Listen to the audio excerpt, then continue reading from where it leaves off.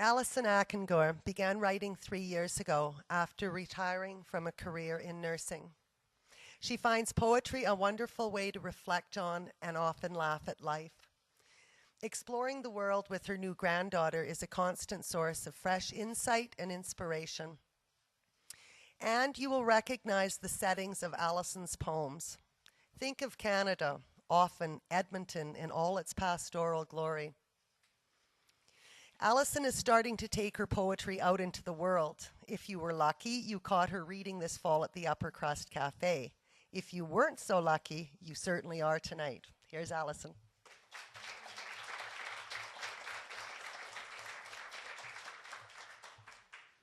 Thank you. Well, I'm going to start and end with the pastiche poem. And the first one is going to take us back a season or two, which probably isn't a bad thing tonight. And I'm going to read the original poem and then my own. So the poem was by Emily Dickinson, and it's called Autumn. The morns are meeker than they were. The nuts are getting brown. The berry's cheek is plumper. The rose is out of town. The maple wears a gayer scarf. The field a scarlet gown. Lest I should be old-fashioned, I'll put a trinket on. And this is my version, and mine is summer. The dawns are coming sooner than they did. The trees are in full leaf. The apple's branch grows heavy. The heat gives no relief. The garden dons a rainbow skirt. The gate a rosy wreath. So I may look in season, I'll take my garments off.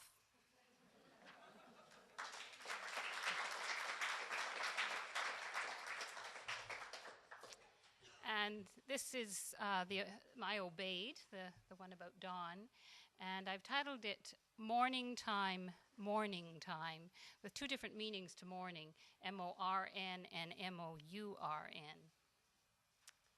Summer dawn slips in so early in this northern clime, seeps through slim slats of my bedroom blind, traces delicate patterns on my pillowcase and face. Only 4 a.m., but light nudges me from slumber. Not ready yet to wake, but now no longer asleep. My heart and mind are released to drift on slow currents of consciousness. Old memories float by, pieces of the past. You reemerge, a presence persisting from a dream. Together as we once were, all reasons for our separation invalid in this realm, our embrace endless in this edgeless world, until the light grows, betrays the true shape of things. You, only 34, are dead once more. My real day must begin.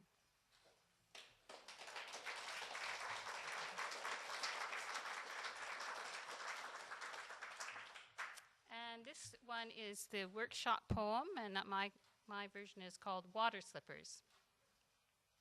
Like Turkish slippers with upswept toes, gondolas dance on the incoming tide, tempt tourists to slip them on, coax visitors to float upon canals where Italian music transports them through history etched in water-lapped stone. Poling across the advancing sea, like dancers gliding over glass, they search for palaces and golden domes, wide piazzas and narrow bridges. Watch as sharp stone edges break and sink, water covering, eroding, erasing Venice.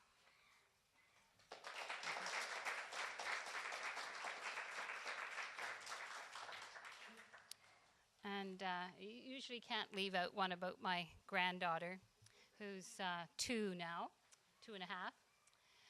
This one is in the terza rima form, and I call it One Way Fall.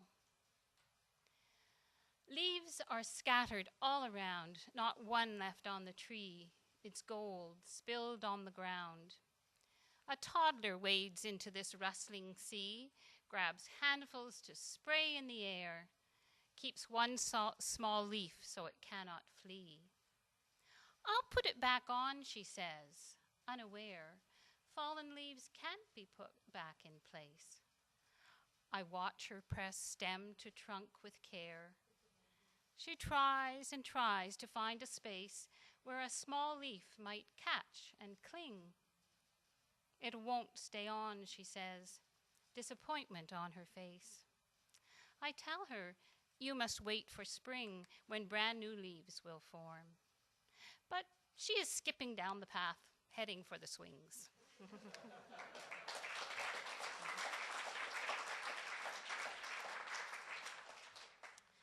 And this one has an Edmonton setting that some of you may recognize. I call it Lost River, and it's kind of picking up on a theme from other poets tonight. So Lost River. At end of summer, I peer over Rundle Park Bridge, look straight down into the river, am startled that I can see clear to the bottom.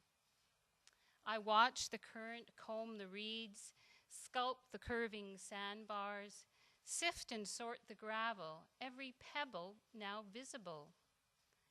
Great muddy North Saskatchewan replaced by a clear, shallow imposter. The real river has escaped, slipped away from its notched banks, left only a thin veneer coating the valley floor. An illusion of a river, a trick so we won't notice it missing. Now frozen in winter, a mirror of a river, a silvery reflector, sheer surface easily shattered, removed in jagged shards, leaving only a dry, deserted stream bed. Glaciers gone, river lost to the sea.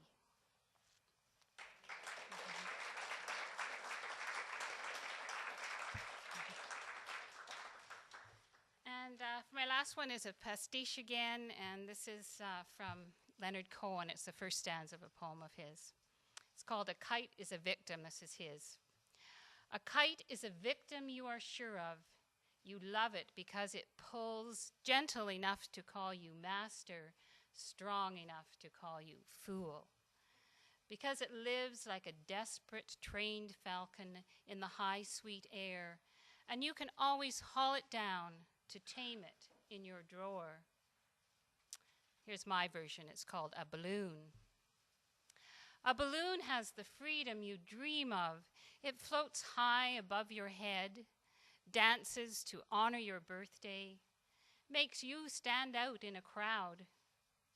You can pull it to heel like a small beaten dog cringing on the ground.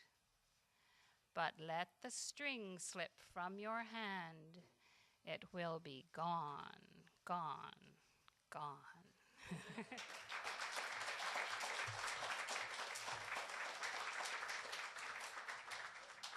Seriously, move over, Leonard Cohen.